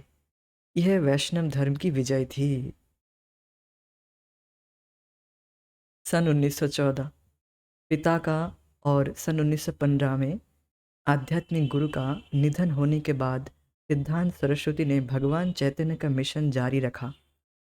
सज्जन तोषणी के संपादन का भार उन्होंने अपने ऊपर ले लिया और कृष्णनगर में भगवत प्रेस की स्थापना की। और कृष्णनगर मीन्स यहीं पर बंगाल में नदिया डिस्ट्रिक्ट में कृष्णनगर एक बहुत बड़ा नगर है, तो वहाँ पर तदंतर सन 1918 में मायापुर में गौर किशोरदास बाबा जी के चित्र के सामने बैठकर उन्होंने अपने को संन्यास आश्रम में दीक्षित किया। उस समय उन्होंने भक्ति सिद्धांत सरस्वती गोस्वामी महाराज नाम से संन्यास की उपाधि धारण की। इस संबंध में एक कथा है, बहुत सुंदर है। जब सन 1915 में उनके आध्यात्मिक गुरु अर्थात गौर किशोरदास बाबा जी इस भौतिक जगत से वह विरोधित हो गए। वे अपने आप को वे जब आध्यात्मिक जगत में चले गए, मीन्स शरीर उनका जब छूट गया इस जगत से, तब उनके शरीर को लेकर लोग मतलब खींच रहे थे। लोग मीन्स जो अपसंप्रदायी हैं और जो इस तरह से तथाकथित लोग हैं, जो भंड साधु हैं, वो लोग गौर किशोरदास बाबा जी के शरीर को लेकर कह रहे थे हम ले जाएंगे। कोई कह रहा था कि गौर किशोरदास बाबा जी ने अंत में शरीर छोड़ते छोड़ते ऐसे बताया है कि मेरे शरीर, मैं इतना पापी हूँ, मेरे पैर को रस्सी से बांधकर पूरे नवद्वीप में घसीटते हुए मुझे लाया जाए, फिर मुझे दफनाया जाए। इस तरह से वे तो परमहंस हैं, वे तो नम्रता से ऐसे बोले कि मैं इतना पापी हूँ। जो व्यक्ति भक्त होता है वह कभी भक्त, मैं बहुत बड़ा डिवोटी हो गया, मैं ऐसा कभी नहीं कहेगा। गौर किशोर दास बाबा जी ऐसे नम्रता में बोल रहे थे कि मैं इतना पापी हूँ, मेरा जब देह छूट जाए, मेरे शरीर को पूरे नवद्वीप के रज में, पूरे नवद्वीप के रज में घिसटते हुए खींचा जाए और परिक्रमा की जाए। तो कुछ लोग इसका डायरेक्ट अर्थ ले लिए, डायरेक्ट मीनिंग ले लिए और तुरंत से पैर को बांधने लगे और घिसटने के लिए वो बस जा ही रहे थे। तुरंत भक्ति सिद्धांत सरस्वती वहां पर उपस्थित हुए और सबको हटाए। जाओ, हटो हटो हटो, सब सब यहाँ से हटो। इस केवल इन पर अधिकार केवल मेरा है, मैं ही एकमात्र शिष्य हूं इनका, और कोई किसी का अधिकार नहीं है, सब हटो यहाँ से, सब हटो, सबको हटाए। तो फिर वो सब सन्यासी, तथाकथित सन्यासी के रूप में थे, वो कह रहे थे देखो, अरे तुम तो सन्यासी नहीं हो, तुम कैसे इसको ले जा, तुम कैसे इस शरीर पर हाथ हाथ लगा सकते हो, ये तो बाबा जी परमहंस है, तुम हाथ नहीं लगा सकते, हम सन्यासी हैं, हम हाथ लगा सकते हैं। तो फिर अब अब भक्ति सिद्धांत सरस्वती बोल रहे हैं कि देखिए क्या बोले, देखिए देखो, मैं नैष्ठिक ब्रह्मचारी हूँ, तुम लोग अगर इस शरीर में तुम इस शरीर को ले सकते हो, अगर तुम 1 साल कोई स्त्री का संग नहीं किए हो तो तुम इस शरीर को ले जा सकते हो। कोई नहीं कुछ कहा, चुपचाप, बिल्कुल सन्नाटा। फिर बोले ठीक है 6 महीना, फिर भी कोई उत्तर नहीं आया। ठीक है 1 महीना, ठीक है 2 दिन, सब बिल्कुल चुपचाप, सबका मुंह लटक गया, सब बिल्कुल वहां से निकल गए चुपचाप। कितने बड़े सब सन्यासी, तथाकथित सन्यासी सब चले गए वहां से, दुम दमाकर भाग गए, सब बिल्कुल मुंह लटका कर सब चले गए। दिखा दे कौन कौन बड़ा वैष्णव है, सब फिर सबको बिल्कुल, सब अपने आप, कोई कुछ नहीं कहा, सब अपने आप चले गए। फिर उसके बाद गौर किशोर दास बाबा जी के शरीर को बहुत ही सम्मान के साथ उन्होंने उनका जो अंतिम कार्य है वो पूर्ण किया। तो ये सब तथाकथित लोग हैं उस समय, देख रहे हैं कितने भंड लोग हैं, क्यों ले जाने के लिए सब तैयार हो रहे जानते हैं, क्योंकि उनको उनका समाधि बनाएंगे, और जो समाधि जिसके मठ में बनेगा वो उसका धंधा बढ़ेगा, उस डोनेशन आएगा। तो वो लोग इस तरह से सब खींच खांच कर रहे थे, मैं ले जाऊंगा, मैं ले जाऊंगा, सब धंधे में थे सब। देख रहे हैं कैसे माइंडेड हैं। और भक्ति सिद्धांत सरस्वती आकर सबको बिल्कुल उड़ा दिए, फूक मार दिए सब, चलो हटो सब यहाँ से, निकलो। तो ये बात है, बहुत अमेजिंग है, बहुत अमेजिंग। तो इसके बाद उन्होंने अ, वह 3 साल तभी भी संन्यास आश्रम नहीं ग्रहण किए, वह साधना कर रहे थे, भगवान का नाम, पूर्ण नाम जप कर रहे थे। फिर उनके सपने में ही उन्होंने गौर किशोर दास बाबा जी उनके सपने में ही उनको सपने में ही सपना नहीं कहूँगा, मीन्स उनको आदेश दिए, ऐसे स्पिरिचुअल फॉर्म में उनको आदेश दिए कि तुम्हें कृष्ण भावनामृत का प्रचार करना है और तुम्हें इसलिए संन्यास आश्रम ग्रहण करना है। तो भक्ति सिद्धांत सरस्वती ऐसे अपने स्टेटमेंट में बताते हैं, आई हैव नो शेल्टर, मेरे पास और कोई आश्रय, मैं यार किसी से संन्यास नहीं ले सकता था, मेरे गुरु महाराज ही केवल मुझे संन्यास दे सकते थे।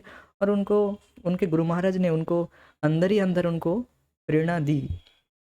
ही इज ए एग्जॉल्टेड वैष्णव, ऐसे ही वह कोई कार्य नहीं कर सकते हैं।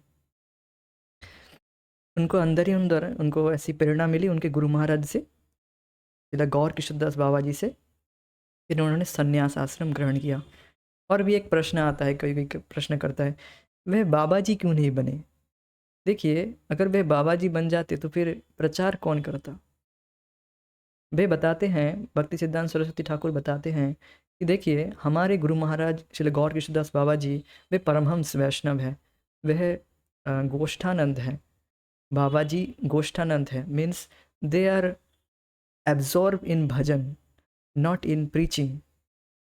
वो प्रचार नहीं करेंगे, वो ऐसे ही हैं, उनको भगवान से ऐसे ही इंस्ट्रक्शन मिलता है, वो ऐसे ही करते हैं। वह गोष्ठानंद भजनानंद है, भजनानंद, मैंने थोड़ा गलत बताया, वे भजनानंद, भजन में ही आनंद में मग्न रहते हैं और अपना भजन करते हैं।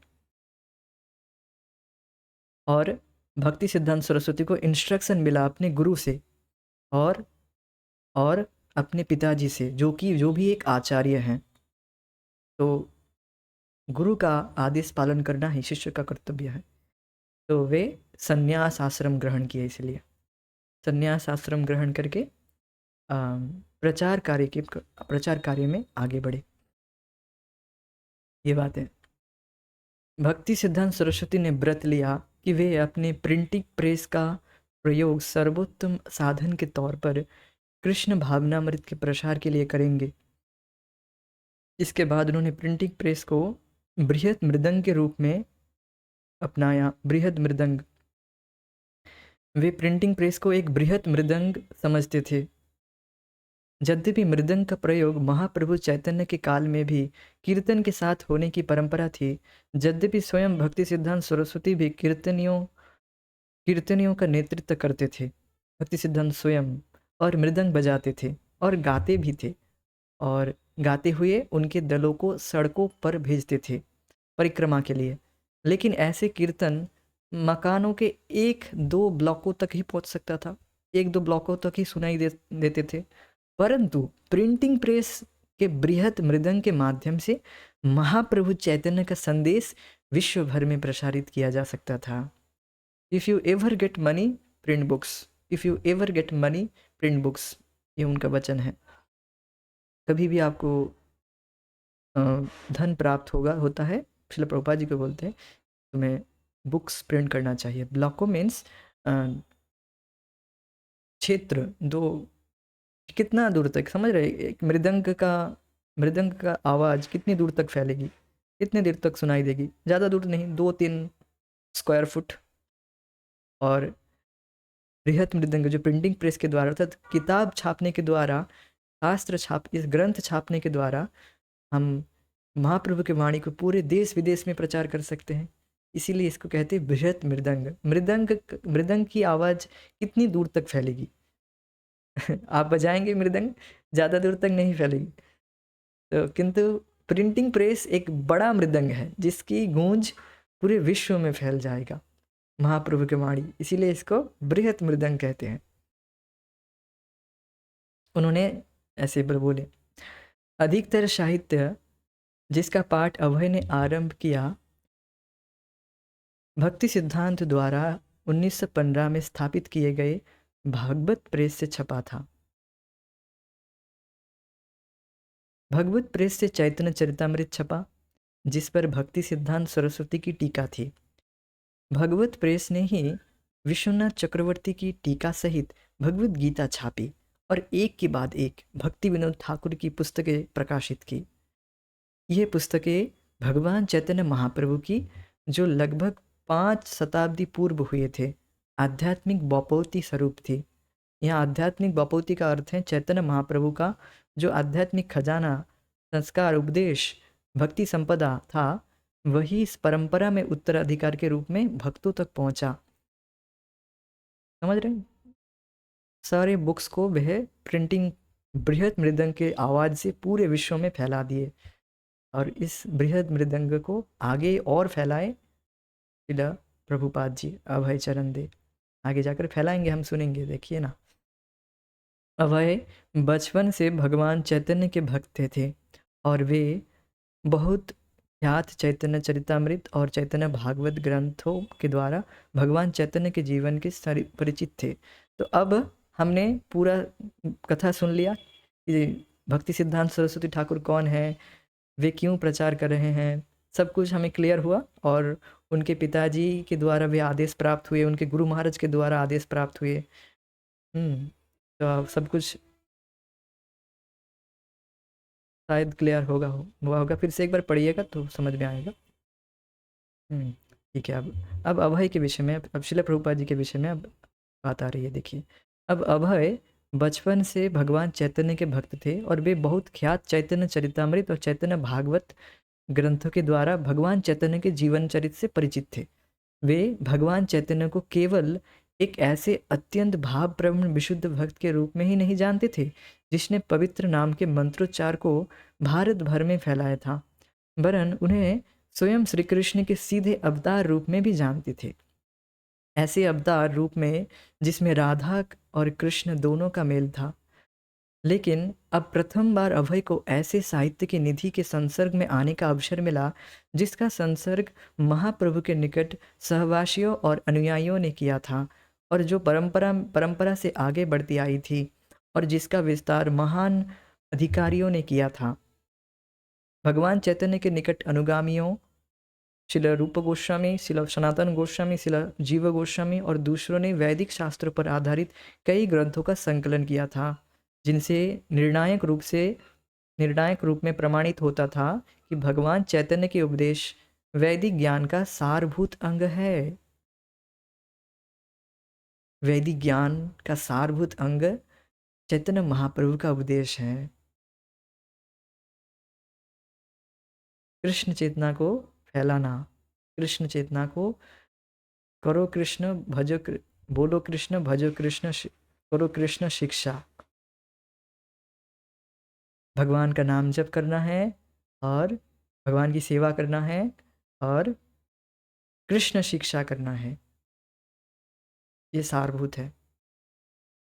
बहुत से ग्रंथ अब भी प्रकाशित नहीं हुए थे, किंतु श्रील भक्ति सिद्धांत सरस्वती कई प्रेषों की स्थापना पर तुले थे, जिससे समग्र जनसमूह के लिए बृहत मृदंग की ध्वनि उन्मुक्त की जा सके। श्रील भक्ति सिद्धांत सरस्वती भगवान चैतन्य की शिक्षाओं का निष्कर्ष समझा रहे थे कि भगवान कृष्ण पूर्ण पुरुषोत्तम भगवान है, और उनके पवित्र नाम के उच्चारण को अन्य सभी धार्मिक प्रचारों की अपेक्षा अधिक बल दिया जाना चाहिए। तो ये समझ रहे हैं कि भगवान चैतन्य की शिक्षाओं का निष्कर्ष क्या है? बिल्कुल समझ लीजिए, लिख लीजिए।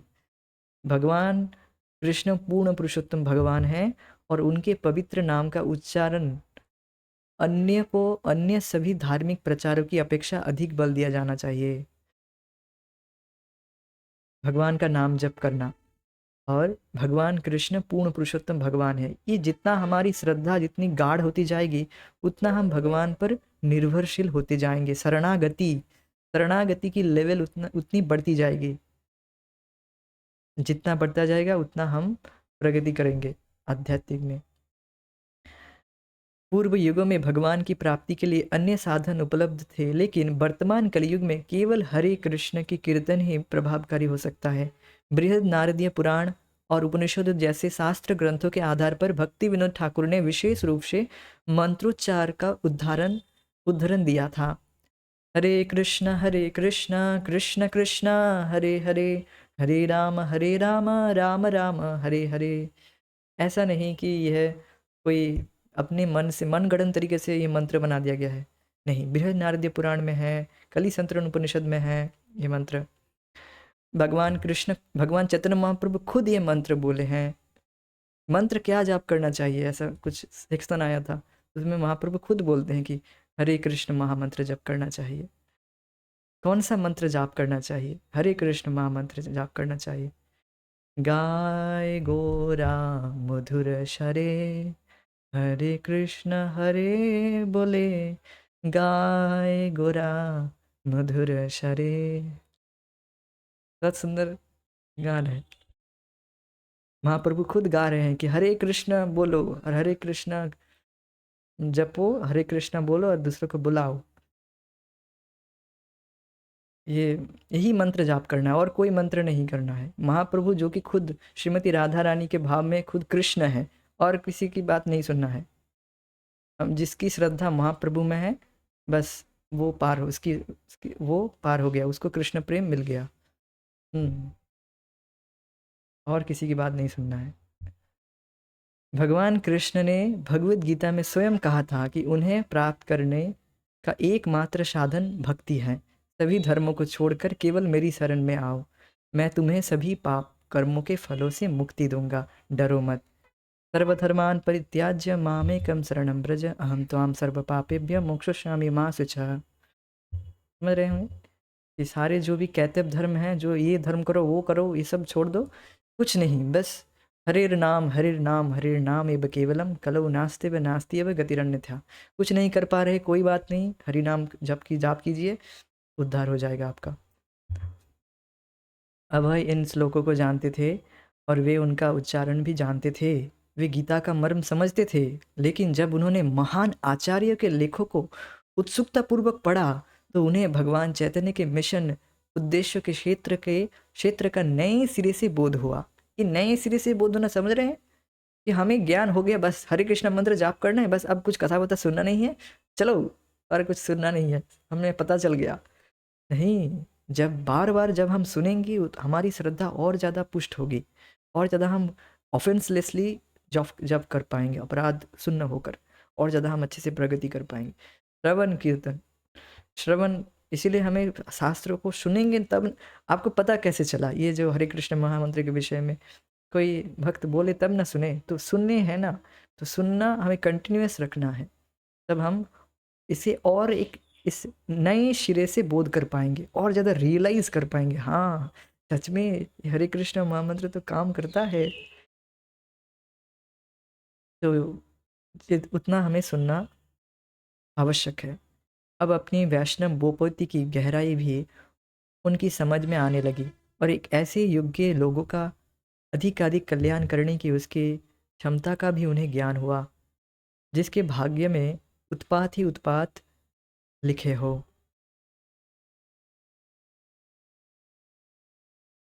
श्रील भक्ति सिद्धांत प्राय यात्रा पर रहते और अभय अपने परिवार और कारोबार में व्यस्त थे, अतः दूसरी भेंट का आयोजन संभव नहीं हुआ। तो भी पहली भेंट से अभय ने भक्ति सिद्धांत सरस्वती को अपना आध्यात्मिक गुरु मान लिया था और वे हमेशा उनके बारे में सोचते रहते, मैं ऐसे सच्चे साधु स्वभाव वाले पुरुष से मिला हूँ। जब भी समय होता अभय शिला भक्ति सिद्धांत के शिष्यों को ढूंढ निकालते जो गौड़िया मठ के सदस्य थे भक्तों की संगत करने के लिए। तो हमें भी ये देखना चाहिए, हमें भी शिला प्रभुपाद जी के ग्रंथ मिले हैं, शिला प्रभुपाद जी की कृपा मिली है उनके ग्रंथों के द्वारा। तो we should not miss this opportunities to read this and hear about this and to associate his devotees, his disciples में उनके शिला प्रभुपाद जी के भक्तों का संगत करना चाहिए, उनके भक्तों के संगति में रहना चाहिए। शिला प्रभुपाद जी इसके बाद क्या कर रहे हैं, इसके बाद भक्तों की संगति में ही रह रहे हैं, भक्तों से ही संगति में रहकर उनसे और ज़्यादा सुनना चाह रहे हैं, यही हमें करना है।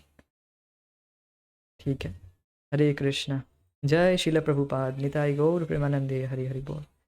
तरह से हमारा तीसरा अध्याय पूरा होता है। हरे कृष्णा।